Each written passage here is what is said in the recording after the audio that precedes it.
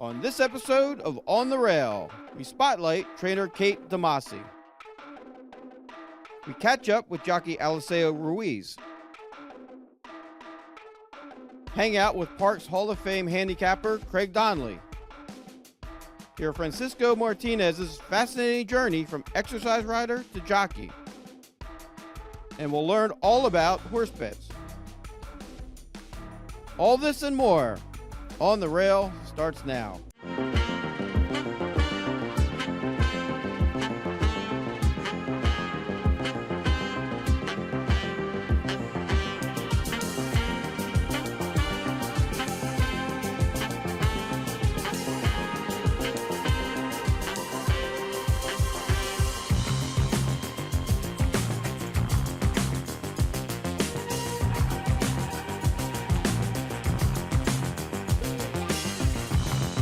Hi everyone, welcome to this month's On the Rail. I'm Jessica Paquette, the track announcer at Parks, joined by the PTHA's Chris Griffin, and we have a really exciting show for you this month. Yeah, really jam-packed show, lots going on, and we got to jump right into it. We're going to take a look at a trainer spotlight, and you had a chance to catch up with Kate DeMasi. I did. Kate's had a really remarkable career in the thoroughbred racing industry, and let's take a look at how she got her start. Hi everyone, Jessica Paquette, joined here with trainer Kate DeMasi. Now Kate, tell me how long you've been training and where you started. I took out my license in 1984, and I'm originally from Maryland, so I started in Maryland actually, but I didn't start training in Maryland. I actually went to Delaware Park to get started because back then it was sort of a training center, kind of morphing into racing at that time. Now, did you grow up with horses or with anyone in racing in your family? Yes. My parents had some horses, so we had a couple that we would breed and stuff like that, but that wasn't their livelihood. And what made you want to pursue a career in racing? I guess I got bit with it early on, because I grew up riding horses, and like I said, I was always exposed to it on a much lower level. Like we had horses that would run at Charlestown and stuff like that. We did have maybe one horse that was an okay horse, but it was back then things were a little different. They sure were. Now tell me about your first winner. Do you remember that moment? I do, and it actually was at Penn National, and it was the first horse I ever ran, believe it or not. He won, so it's an easy game. yeah. It was pretty hard after that, though. Of all the horses you've had throughout the years, are there any that stand out as special favorites to you? Well, I think Mary Princess stands out as a very special favorite. A lot of her grandchildren are running now here at this racetrack. So, that's how long we had her. She was a multiple stakes winner, so she was probably one of my favorites. And we had another one named TJ's Tough as Nails that was early on that was a real favorite. I've had some other nice stake horses along the way too, but those are the two fillies that sort of really, in my mind, kind of gave us the next step in our business plan. What's your favorite kind of horse to train? Dirt horse, turf horse, any sort of personality that you respond to? Just ones that try hard. I don't care if they're a $5,000 horse or they're a multiple allowance horse. It's when they go out there and they try, and that you've been working with them and figuring them out, and they go out there and shine. That's what I think is the most gratifying.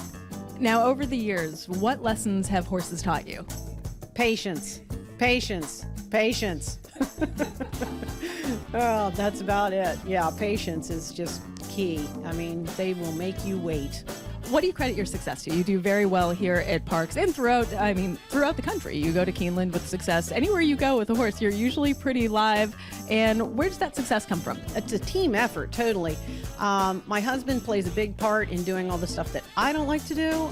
So, when you have that kind of teamwork together, and then you add in the fact that we've got a great stable, we've got some great people working for us. I've had people that have been working for me for probably in the teens at this point, that they've been with me. So that makes you. And what brought you here to Parks? How long have you been here, and what made you make this your home base?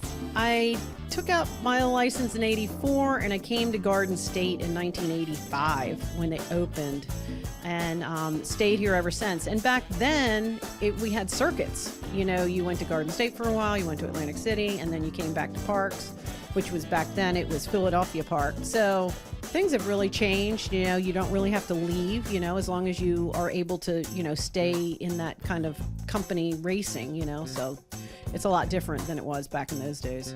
Now in horse racing, we're always chasing that next big horse. Is there any race that's a bucket list race for you to win? I always thought it would be fun to win like the Black-Eyed Susans or something like that, because I'm from Maryland, and it would be nice to win the Pennsylvania Derby as well. But the Kentucky Derby, I think, is just such a big production. It's never really been on my personal bucket list.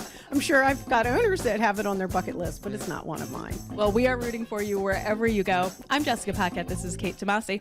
Great job by both of you. And of course, Kate Tomasi, one of our PTHA board members. She's the chairwoman and she's a Hall of Famer. I mean, the list goes on and on. Just a terrific interview there. She's a really terrific horsewoman who I certainly admire. And now let's shift gears. We go from a trainer to a jockey. I got to catch up with jockey Eliseo Ruiz. He was our leading apprentice rider here in 2023, and he's having a great year this year as well. Hi everyone, Jessica Paquette, joined here with apprentice jockey Eliseo Ruiz. Now, Parks has been the site of many young riders beginning their career as apprentice jockeys. We've seen quite a few go on to major success, and Eliseo Ruiz might be the next star on the rise.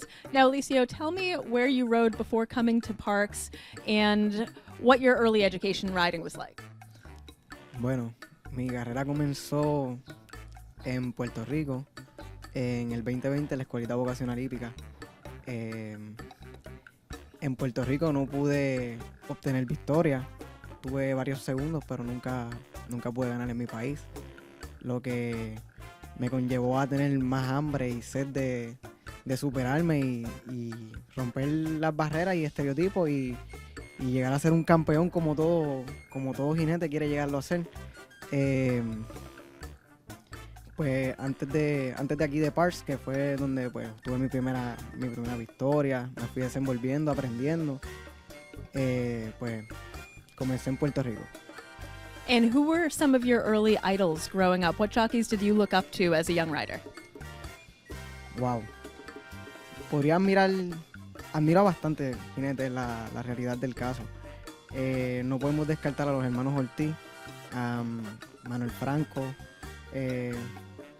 Frankie Tori. Son buenos jinetes y como diría, personas que son para mí grandes y debería yo seguir su carrera y su trayectoria para yo lograr ser mejor o quizás aprender más de ellos. And did you always want to be a jockey when you were young? Desde pequeño vengo montado en caballos, pero no era lo mismo, no sabía que habían carreras así de caballos profesionales, sino era más una pasión andar tranquilo en mi caballo, en mi campo. So since coming to Parks, what have you learned since you began your career here? Bueno, básicamente podría decir que aquí en Parks, tanto en Parks como en Pennational, cuando abrieron Momo y Delaware, he aprendido todo lo que soy ahora. Básicamente aprendí a montar, a ser un mejor jinete y básicamente le debo todo. So far, you've really developed a reputation for doing very well with horses on the front end. You seem to have a great sense of a clock in your head. What kind of horses do you like to ride most, a closer or a front runner? Me gusta montar mis caballos dependiendo el estilo de cada cual, porque no todos los caballos son velocistas ni todos los caballos corren de atrás. So, es más bien buscar la manera correcta de montar el caballo y que él se sienta a gusto con lo que le estás haciendo y así pues conllevar a la victoria. And what are you looking for as the next steps in your career? You've ridden in New York a little bit with some success. Is that where you're hoping to go next? Bueno, me gustaría hacer mucho mejor en Nueva York, claro está. Pero al momento vamos a seguir trabajando aquí y dando lo mejor de nosotros en cada una de nuestras carreras. And what is the race that you dream of winning the most? Al momento, a corto plazo, estoy buscando mi primer evento clásico, mi primer stake. No lo he obtenido, he participado en varios, pero estoy detrás de eso. Y por el momento ese es mi sueño, ganar un stake y que sea lo que Dios quiera. Well, the best is yet to come. I'm Jessica Paquette. This is Eliseo Ruiz. Great interview there and a bright future ahead for Eliseo Ruiz. Bright future for you when you guys come back, because it's break time here on the Rail. But first, answer some trivia.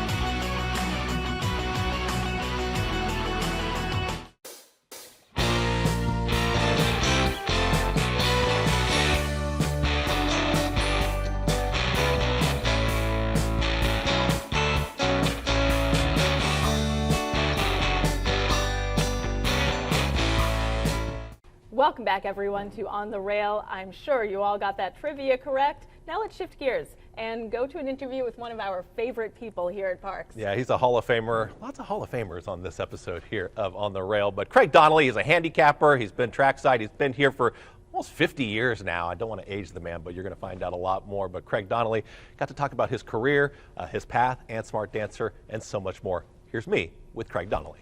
I got a letter in the mail, and it was signed by a man, Eddie Lehman, the greatest trainer that was ever here. When I got the letter, my first reaction was, there's a Hall of Fame at Parks, because it was the first year. Loved handicapping. I wait for the past performances to come, bring them home at night, and I'd study them. The first newspaper I worked for, they said, okay, we'll put you in there. Lou Wolfson, who owned the firm, Harbor View Farm, he owned the Miami Beach Sun. And he said, okay, you can handicap in the box. And for a while, Lou Wolfson's son, Marty, who became a trainer, was in the handicapping box too. Yep. And the first meeting I handicapped at Tropical, I actually beat everybody. I won my debut. One thing I didn't have is I didn't have knowledge of horses. Not that I'm the natural, but I thought I'm going to walk horses and see what that's like, see what the thoroughbreds are like. And I've gotten to see great horses run. I saw Damascus win at Saratoga, and he actually got a standing ovation from the crowd. Broadbush, I think that is the most famous race scene. And what he did, when he came in the stretch on a sloppy track with Angel Cordero, he bolted to the outside fence. And the question at that time was, is he going to go over the fence and get a hot dog and a beer, or is he actually going to finish the race? Well, Cordero straightens him out near the outside fence. Here he comes again, and he gets up and wins. Picture this time of the morning when you're during training hours, and you've got thousands of people here. People that don't know where the eighth pole is, and some have never seen a horse race, but the magic and allure of Smarty Jones, he absolutely put Pennsylvania racing on the map. We're in front of the 7 because, first I'll just start off, Ann Smart Dancer won 3 stakes here, and one of them, she was number 7, I recall that. My father was retiring, he decided, might breed a couple horses. So we picked one out, and we sent her out to Mark Reed and said, this is a good looking horse like that. I think, okay, well, so far so good. During that period, my wife, the mother of my children, had cancer in May of that year and died in December that was 2006. And my father said, we're going to name the horse after Ann. And I said, I remember telling my father, I said, how do you know it's going to be a filly? Right. I know there's a 50-50 chance, but he was so sure. He said, oh, it's going to be a filly. Okay, it was a filly, of course. They kept saying she could be all right. But what really got me is when she started running. I can honestly tell you, I've seen 9 million races, but when you have a horse that you bred is running, it's so nerve-wracking. Yeah, this was my favorite spot to watch all the races, and it had some success up here. When I saw her cross the wire and I say she won 3 stakes, it was an absolute thrill. And what I do is, all the other people that had come out for the day to see her run were generally over near the winner's circle, and I'd look over to see their reaction, and I felt proud, and for everybody that did all the work to make it possible. Frankie Pennington rode her, Butch Reed trained her, and it just made it a tremendous experience. They're popular, and the thing is, I can honestly tell you, I take it seriously. At the end of the day, if I'm walking out, you don't know if I had 10 winners or 1, but I know. Well, I think, I've said before, I think the most important thing, I really believe, is if you teach yourself how to watch a race better, and you realize when you've seen something special or something that wasn't special to use against the horse next time, I think that's really key. The other thing is, I believe everybody who's taken the game seriously should save charts. The charts will tell you everybody that was in the race, how the race shaped up, and they're invaluable. Luckily for me, since I call charts for Equibase and I handicap, to me that's a combination. It's like something I'd be doing anyway. Let's talk about your selections. The 2023 Derby, you did something a little unique, and you gave it out publicly. Yes, it was on the sheet. I had Mage, I think he paid 15 or 16 to 1. The Exacta was cold, came back over $300 for $2. For $2. Yeah, and that might have been my greatest selection ever because it's the Kentucky Derby. Sure. You do that in the second half of the double, that's one thing, but when you do it in the Derby, and that makes me realize that this Derby coming up, there's no way that's going to happen again. The first Friday in May. That's when the sheet is available. It'll Full be here. cart selections and the park selections. Yeah, and hopefully we'll get close to as lucky as we got last year. That was a great interview with the man, the myth, the legend himself. Thanks for that, Chris. Yeah, Craig is just truly one of a kind. He does a great job, and he gives away those free handicapping sheets as well, so get those free picks all the time right here at Parks. Let's shift gears one more time. More jockeys, more new faces. You had a chance to catch up with Francisco Martinez. Francisco Martinez, I think his story is so inspiring as it shows that it's never too late to follow your dreams. Hi everyone, Jessica Paquette, joined here with apprentice jockey Francisco Martinez. Now you're seeing his name pop up quite a bit recently with some long shots hitting the board, looking for that first win. Now tell me, what made you want to be a jockey? I know you've been an exercise rider for quite some time. Well, my dad's always been working in the backside for Mikey Arrow for maybe 40 years now, plus. And Boston is all I ever known, Suffolk Downs and Rockingham Park, going back and forth. Since I came to USA, I was born in Boston. I took off to Mexico and came back when I was 9 years old. And my dad was in the business already, so I started going with him every day. I used to wake up at 3 in the morning just so I could catch him and leave with him to go to Rockingham. It was a pretty far drive from Revere all the way to New Hampshire and then back. But if you love it, you're going to do it. Now you've been galloping horses for a long time, and here at Parks, when high-profile trainers like Bob Baffert come in for the big days, you get on some of his horses. Now at 30, you're trying to become a jockey. Do you feel like you're starting a little bit late towards that path, or it's never too late? Honestly, I don't think it's ever too late. I've heard other jockeys that were older, and then one of them told me, actually, he was like, well, you're in the right age. I was 28 when I started galloping horses. I didn't know what galloping was at all. And thanks to John Service, he gave me the opportunity to learn with him. And 3 years later, I'm riding races now, thank God. And what's your favorite part about being a jockey on a race day? Just seeing the horses, how they react towards you. Because every different person has different hands. And when you see a horse that's behaving for you and actually going nice for you and you're getting along with him, this shows me that I have the confidence to do this and do better than I can do or think of. We all have some role models. Who are some riders that growing up you admired or here at Parks that you admire? A longtime rider that I used to watch would be Dim Pennell back in Boston. He was a really aggressive rider, really good. And when I came to Parks, the rider that I fell in love with, Jose Flores, may he rest in peace, he taught me a lot of knowledge about horses and how to get around them and be around them. Dean Pennell on the turf course at Suffolk Downs was always, to me, one of the most beautiful things to watch. He was my dad's actually favorite rider too. He used to ride a lot for Mikey Arrow. And a longtime rider was Mike LaPensi. He's rest in peace now, but he was the first one to ever put me on a horse and told my dad, this is gonna be a jockey. And I was only 10 years old when he said that to me. And now you are a jockey. I'm Jessica Paquette, this is Francisco Martinez. Looking forward to calling his first winner soon. Boys and Bullets flying late. It is Practical Coach and Narrow Advantage. Boys and Bullets flying late. Boys and Bullets and Practical Coach hit the wire together.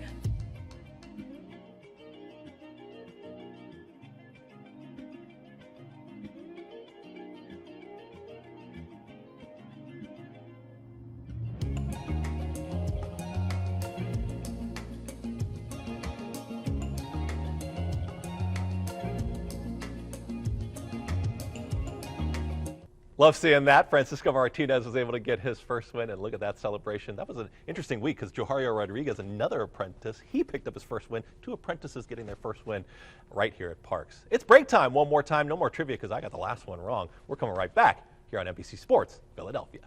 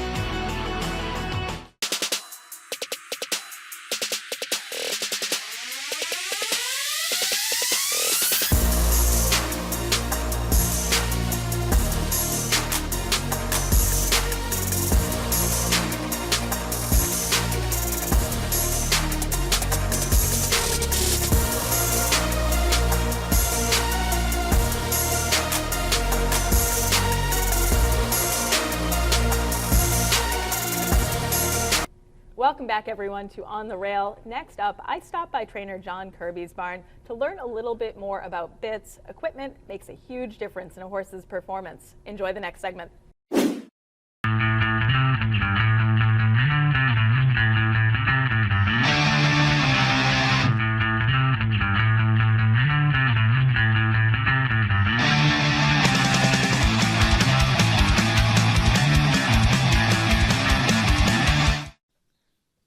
Hi everyone, Jessica Paquette joined here with trainer John Kirby.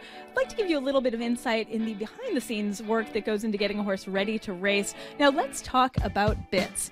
I ride show horses, and for me, I always think a bit is going to be the solution to all of my problems. It rarely is, but tell me about some of the different bits racehorses use. So kind of the standard go-to bit for a racehorse would just be a regular ring bit like this. You get good control, and you're able to have a little bit of give and take with the horse.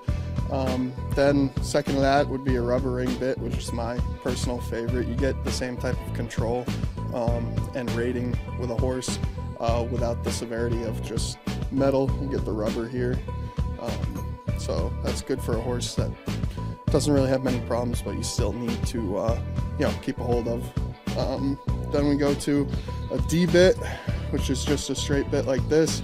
That's for a horse that you don't really want to take a hold of. You just want to kind of let them go, and they don't need much hold. Tell me about the other little attachments. So this is a burr. It's a little plastic piece with kind of spikes that dig into the horse's cheek for a horse that tends to drift out around turns. So it acts as like a barrier to say, stop moving here? Exactly. So when a horse wants to drift to the outside, the rider would just take a hold of the right rein and put some pressure on their cheek with that piece, and they tend to, just stay in. Now, is that because with jockeys or people riding in an exercise riding position, they don't have the ability to put as much leg on as they would if they were traditionally sitting? Yes, that's part of it. And then, some horses just have certain issues that cause them to get out in a race, mostly around turns. And this just gives them the extra motivation to stay course. Now tell me about this next one. This one looks interesting. So this is a Houghton bit. This is for a tough horse that also could be getting out. You can really grab a hold of them with that, and when they are getting out or anything, and you steer them with it, it moves their whole head as opposed to just their mouth. Now you claim a lot of horses. Do you typically change the bits when you claim a horse? Do you evaluate what was it, or do you have any way of knowing what they were running in previously? Well, when I look to claim a horse, I look at all the equipment they're wearing, from tongue-tied bit, bandages, blinkers, and if I like the way they run, I try and keep it the same. But sometimes you send them out there in the morning, and you see adjustments that need to be made. And we definitely like to toy with equipment, because sometimes it can make a big difference. Now, do you have any examples specifically of a horse that you changed the bit and it made a huge difference for you? Definitely. Certain horses, like a horse with a breathing problem, I love to put a D-bit on them, because you just don't need that tight hold on them. And definitely, and then, tongue ties, that can be a huge difference too. I've had horses that, run not so good without one, and you throw one on and it just makes all the difference in the world. So there you have it. A little bit of equipment can make a big difference. Thanks, John.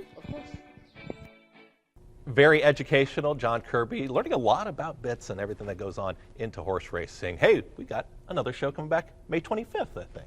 We sure do. Looking forward to that. But in the meantime, come out and join us here at Parks for the Triple Crown Saturdays, Kentucky Derby, and Preakness Stakes. There'll be, of course, live horse racing, but also live music, free family fun activities, something for everyone. We hope to see you there, and we'll see you next month here on the Rail. I'm Jessica Paquette, and this is Chris Griffin.